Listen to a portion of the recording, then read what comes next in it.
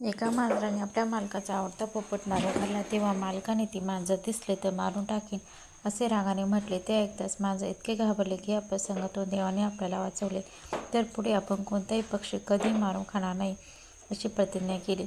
थोड्या वेळाने दिवाणखान यांच्या खिडकीतून एक वटवाघूळ अचानक आत आले. ते पाहून असल्या मोह उत्पन्न करणाऱ्या प्रसंगी कोणत्या प्रकारचे वर्तन करावे हा प्रश्न मांजराला पडला. एकीकडे भूक व दुसरीकडे प्रतिज्ञाभंग होण्याची भीती अशा पेचात ते सापडले असता काही वेळाने आपली भूक भागवण्याची एक युक्ती त्याला आढळून आली.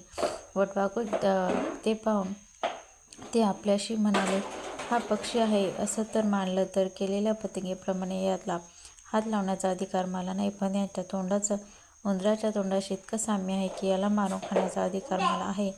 इतके बोलून ते त्या वटवाघुळाला खाऊन टाकले. तात्पर्य स्वार्थ साधण्याची वेळ आली असता लबाड लोक आपली प्रतिज्ञा युक्ती गुंडाळून ठेवतात.